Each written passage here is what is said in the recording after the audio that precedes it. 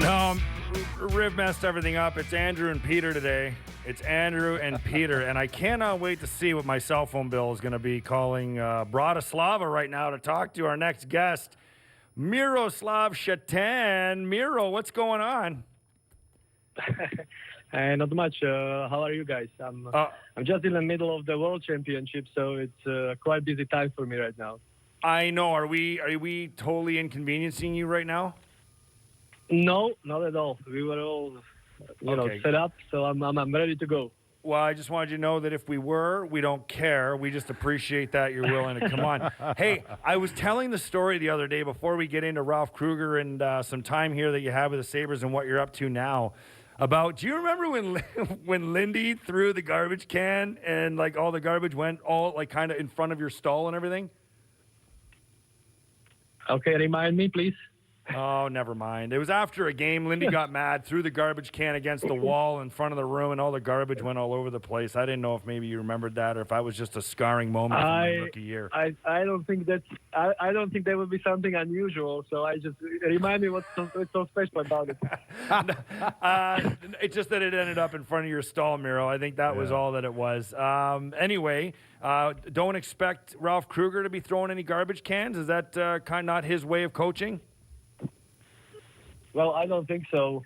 I think Ralph is a guy who is very interesting, and obviously he's been in kind of like in both worlds of hockey, in European hockey for a long time, coaching Swiss team, and then a little bit he's got experience also with some NHL hockey with Edmonton, although he was short.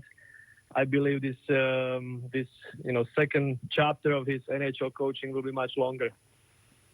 Now, what was the appeal to you with Ralph Krueger when hiring him for the World Cup? I think knowing the both worlds. We had a very special setup with 8 different countries, basically all European countries that have players in NHL. We had to combine them together and make them one team. In basically few days and play against the best, players from Canada, U.S., Sweden, Russia, and all these countries that obviously were united under their national flag. And we had basically 8 national flags, and we had players that somehow playing against each other in NHL, all of a sudden they have to be on the same team and, kind of play for the same goal together. When on the international level, they always were competitors. On NHL, they were always competitors, and now they had to play together. So I don't think that was easy task, and it took us a while. But, on the end, they really became the team, and we basically made it to the finals, losing, very, classy game against Canada. Hey, Miro, this is Craig Rivet here. With you being in the NHL for so long, played over 1,000 games in this league, you played for multiple teams, which means that you had multiple coaches. I was in the same position. I had played for 9 different coaches in the NHL. All have different styles. Obviously, bringing in Ralph Krueger, what can you tell us what style that he's going to bring to the Buffalo Sabres? I don't know if you guys already got to the info that Ralph is also, doing some, he was doing some leadership seminars, and I think he wrote a book about leadership in business. So he's really, his mind is not, closed only to hockey. He obviously works in a different areas. In business environment, he worked in soccer environment for a while. He was president of Southampton Premiership Club in English soccer. So he's got experience from different levels, and besides I think knowing hockey, he knows how players' mind work and how people in general work and how to unite them and make them play for the same goal. So this is I think big plus for Ralph, and hopefully he can show that and be the leader in Buffalo for quite some time.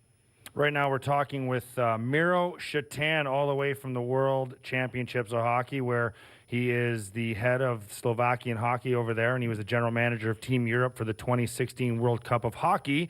And the coach of that team was Ralph Krueger, who was just recently hired by the Buffalo Sabres. So we're getting some insight on that. Now, one of the things that we heard about Ralph Krueger, Miro, was that he was just such a positive guy, and body language and things like that were important to him from the standpoint of the kind of mood you're going to set for your team and things like that. And is that something that you noticed? I mean, because now, granted, he was dealing with an abundance of star talent, so I guess you have to kind of handle these guys in different ways.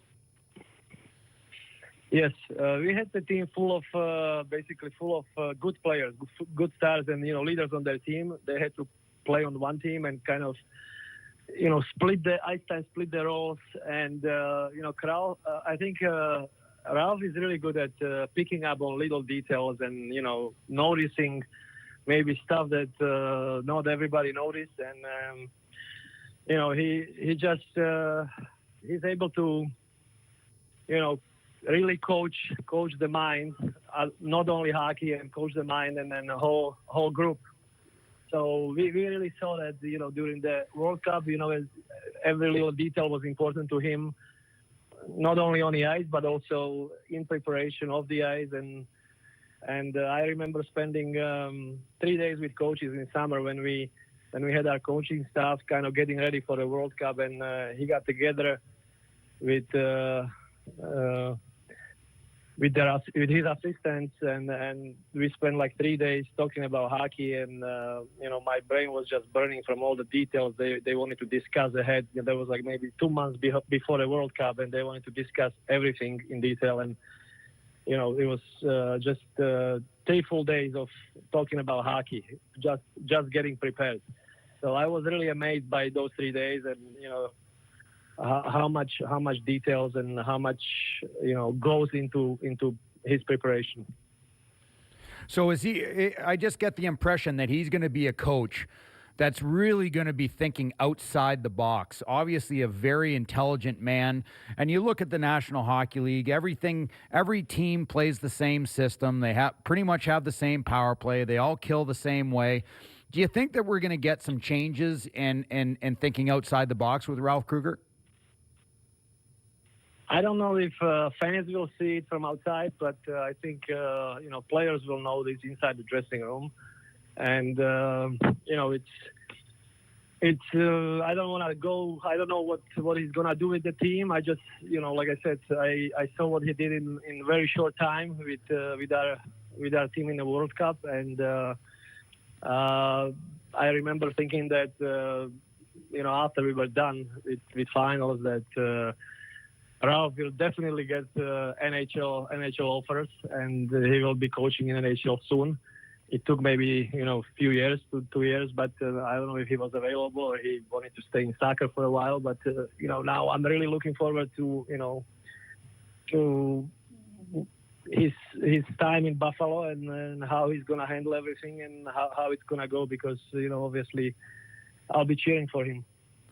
Miro Satan on the line with us, former Buffalo Sabre, over 1,050 NHL games, former teammate of mine. I'm sure he took a couple cross checks from Old Man River over here. Who was your favorite coach that you played for when you played?